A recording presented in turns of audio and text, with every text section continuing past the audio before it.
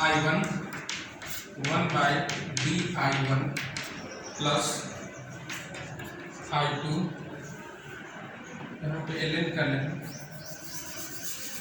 I1 ln 1 by dI1 plus I2 ln 1 by dI2 plus I3 ln 1 by dI3, और इस तरह से करता हूँ तो लास्टली हमारा क्या हो जाएगा IN ln 1 by dIN weber turn पर मीटर।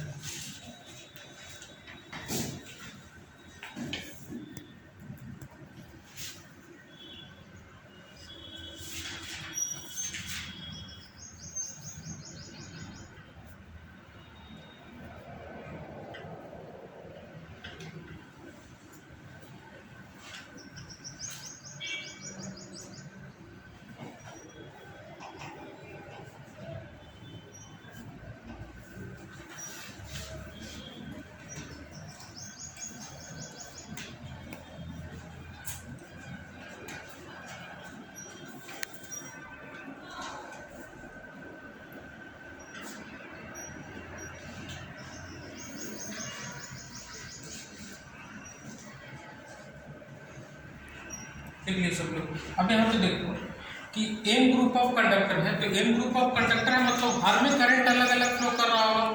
इसमें मान लिया कि I1 करंट फ्लो कर रहा है, इसमें I2 करंट फ्लो कर रहा है, इसमें I3 करंट फ्लो कर रहा है। इसी तरह से एन पैरेलल कंडक्टर है तो सब में अलग अलग करंट फ्लो कर रहा है। ठीक है, तो अब अगर किसी सपोज दैट कि I कंडक्टर को हम कंसिडर कर रहे हैं, तो I कंडक्टर को कंसिडर करेंगे तो एक तो इसमें करंट फ्लो करेगा, तो इसमें अगर करंट फ्लो करेगा तो उसकी वजह से इसका सेल्फ इंडक्टेंस होगा। ठीक है, फिर अगर इस वाले कंडक्टर में करंट फ्लो कर रहा है तो उसकी वजह से इसका भी कुछ इंडक्टेंस होगा, फ्लक्स लिंकेज होगा। जैसे क्या होता है कि अगर मान लिया कि दो कंडक्टर है, दोनों में करंट फ्लो कर रहा है, इसमें मान लिया कि I1 फ्लो कर रहा है, इसमें I2 फ्लो कर रहा है, तो एक इस वाले कंडक्टर में करंट फ्लो करने की वजह से इसका अपना फ्लक्स लिंकेज होगा, और इस वाले कंडक्टर में जो करंट फ्लो कर रहा है उसकी वजह से जो फ्लक्स लिंकेज होगा उसका कुछ पोर्शन इससे भी तो लिंक होगा।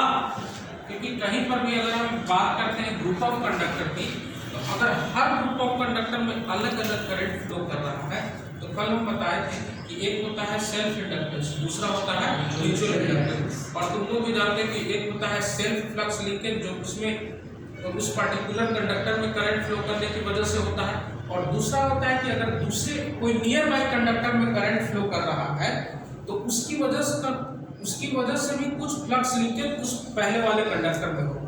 ठीक है, तो ग्रुप ऑफ कंडक्टर में यही चीजें होती हैं कि अगर हम किसी पार्टिकुलर एक कंडक्टर को कंसिडर कर रहे हैं तो इसमें जो करंट फ्लो कर रहा है उसकी वजह से तो इसका फ्लक्स लिंकेज इसमें होगा ही, और दूसरे कंडक्टर में जो करंट फ्लो कर रहा है उसकी वजह से यहाँ पे फ्लक्स लिंकेज होगा। तो अगर सिंपल हम किसी एक कंडक्टर I को कंसिडर कर रहे हैं, उससे कितना फ्लक्स लिंकेज हो रहा है तो हमें हर को कंसिडर करना होगा। जैसे देखो I1 क्या है, इस वाले कंडक्टर में करंट फ्लो कर रहा है I1 ln 1 by dI1, dI1 क्या है, ये I और 1 के बीच का डिस्टेंस है। उसी तरह 2 है तो I और 2 के बीच में कितना डिस्टेंस है, फिर थर्ड कंडक्टर है तो I और 3 के बीच में कितना डिस्टेंस है, और उसी तरह कहाँ तक चला जाएगा, n कंडक्टर तक चला जाएगा। तो फाइनली हमारा एक्सप्रेशन जो होता है कि अगर ग्रुप ऑफ कंडक्टर दिया हुआ है तो इस ग्रुप ऑफ कंडक्टर में एक पार्टिकुलर कंडक्टर से कितना फ्लक्स लिंकेज करेगा, ये इस कैलकुलेशन इस तरीके से हम रिप्रेजेंट करते हैं। ये कहाँ पे जरूरत होगा, जब हमारा 3 फेज सिंगल सर्किट लाइन होगा, या 3 फेज डबल सर्किट लाइन होगा, या फिर 3 फेज सर्किट लाइन है लेकिन वहां पे बंडल कंडक्टर्स यूज किए हुए हो, वहां पे इस कंसेप्ट की जरूरत पड़ती है। ठीक है, तो अगला टॉपिक तुम लोग लिखो, इंडक्टेंस ऑफ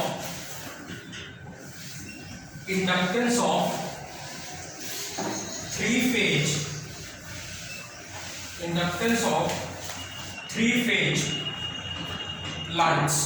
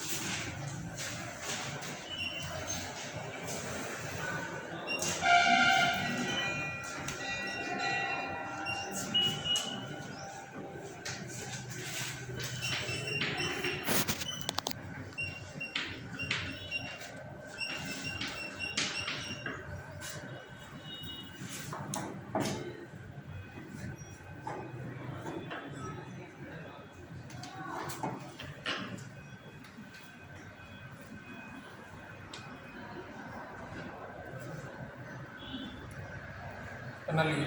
अब देखो चीज़ें क्या होती है कि अगर 3 फेज लाइन है, ठीक है, तो 3 फेज लाइन में कल हम बताए थे कि 2 तरह का स्पेसिंग पॉसिबल होता है। एक हमारा सिमेट्रिकल स्पेसिंग होता है, दूसरा अनसिमेट्रिकल स्पेसिंग होता है। अगर सिमेट्रिकल स्पेसिंग होगा 3 फेज लाइन के केस में, सिमेट्रिकल स्पेसिंग का मतलब होता है कि जो भी हमारा कंडक्टर है वो कंडक्टर इक्विलैटरल ट्रायंगल के कॉर्नर पे है। ये इक्विलैटरल ट्रायंगल होगा, इस इक्विलैटरल ट्रायंगल के कॉर्नर पे है। ये कंडक्टर ए है, दूसरा कंडक्टर बी है, तीसरा कंडक्टर सी है। तो तुम लोग भी जानते हो कि अगर इक्विलैटरल ट्रायंगल है तो उसकी प्रॉपर्टी होती है कि उसके सारे के सारे साइड्स बराबर होते हैं। बराबर होते हैं इसका मतलब अगर ये डी है ये भी डी होगा और ये भी डी होगा। लेकिन अगर यही हमारा 3 फेज सर्किट लाइन में अगर स्पेसिंग अनसिमेट्रिकल होगा, इसका मतलब यह हुआ कि कंडक्टर ए और बी के बीच का जो डिस्टेंस होगा, कंडक्टर बी और सी के बीच का जो डिस्टेंस होगा और कंडक्टर सी और ए के बीच का डिस्टेंस होगा, वो सारे के सारे क्या होंगे, अनइक्वल नेचर के होंगे। अगर ये 2 सेंटीमीटर होगा तो ये कोई जरूरी नहीं कि ये भी 2 सेंटीमीटर हो, उससे डिफरेंट होगा। ठीक है, तो जब इस यहाँ पे ये जब कंडीशन होता है, सिमेट्रिकल स्पेसिंग का जब कंडीशन होता है, तो इस कंडीशन में क्या होता है कि किसी भी तरह का कम्युनिकेशन इंटरफेरेंस नहीं होता है। इसका मतलब हमारा ये हुआ कि हर फेज का इंडक्टेंस सेम होगा।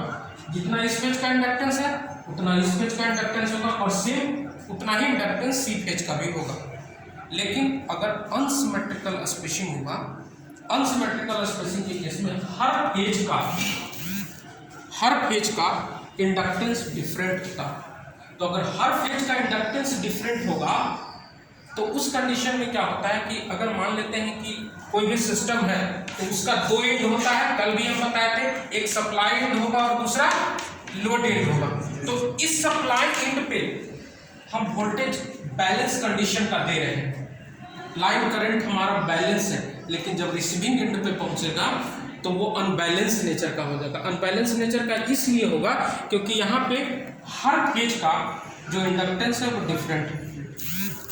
अगर इंडक्टेंस सेम है तब तो किसी भी तरह का कोई प्रॉब्लम नहीं है, लेकिन अगर इंडक्टेंस हमारा डिफरेंट है तो यहाँ पर हम इस सप्लाई पे कितना हूँ अगर बैलेंस कंडीशन का सप्लाई वोल्टेज दे दे, बैलेंस कंडीशन का लाइन करंट दे दे, लेकिन रिसीविंग एंड पे पहुँचेगा तो वो हमारा बैलेंस कंडीशन डेवलप नहीं हो पाता है, मतलब सेंडिंग एंड बैलेंस नेचर का नहीं होता। तब उस कंडीशन में क्या होता है, बैलेंस नेचर का नहीं होने की वजह से जनरली क्या होता है कि कम्युनिकेशन इंटरफेरेंस होगा।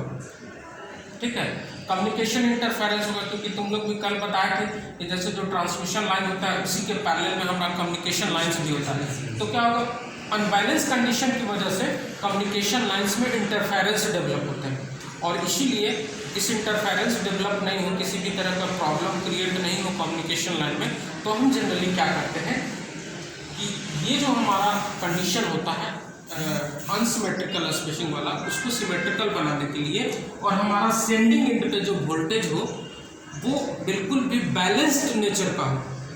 ठीक है ना, बैलेंस्ड नेचर का मतलब ये होता है कि अगर हम 3 फेज सिस्टम की बात कर रहे हैं तो तीनों के तीनों फेज इनका स्पेसिंग कितना होना चाहिए, 120 डिग्री। अगर स्पेसिंग 120 डिग्री है तो बैलेंस्ड नेचर का है, अगर 120 डिग्री नहीं है तो अनबैलेंस्ड नेचर का है।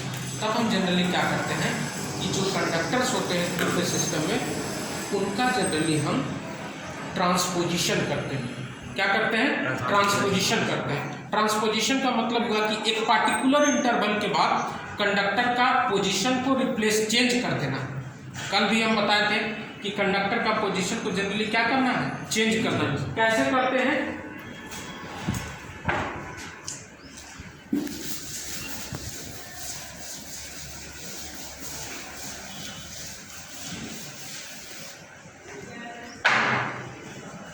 जैसे मान लिया कि ये 3 फेज लाइन है इस तरह से, ठीक है।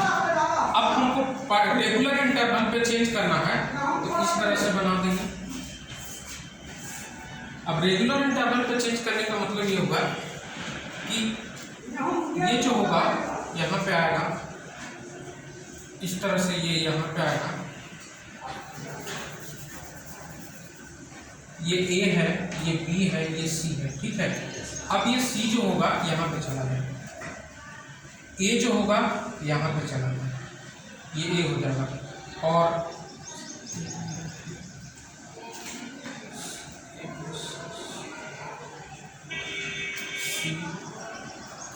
और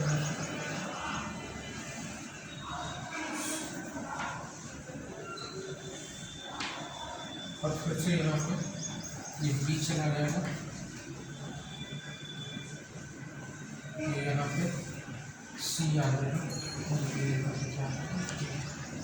हम ये क्या कर रहे हैं, ट्रांसपोजिशन कर रहे हैं। ट्रांसपोजिशन मतलब इक्वल इंटरवल के बाद हम कंडक्टर के पोजीशन को चेंज कर रहे हैं। और जब कंडक्टर के पोजीशन को इक्वल इंटरवल पे चेंज करेंगे तो यहाँ पे जो हम सेंडिंग एंड पे जो बैलेंस्ड नेचर का सप्लाई देंगे तो रिसीविंग एंड पे भी हमको बैलेंस्ड नेचर का सप्लाई मिलेगा। और अगर ऐसा कंडीशन डेवलप हुआ तो जनरली किसी भी तरह का कम्युनिकेशन लाइंस में इंटरफेरेंस डेवलप नहीं हुआ। तो जहाँ पर भी हम 3 फेज सर्किट की डिजाइनिंग करते हैं, चाहे वो 3 फेज सिंगल सर्किट लाइन हो या 3 फेज डबल सर्किट लाइन हो, हम हमेशा क्या करते हैं, ट्रांसपोजिशन करते हैं। और ट्रांसपोजिशन करके किसी भी तरह का इंटरफेरेंस डेवलप नहीं हो, इसलिए हम सिस्टम को बचा पाते हैं। ये चीज़ें होती हैं, समझ गए। ट्रांसपोजिशन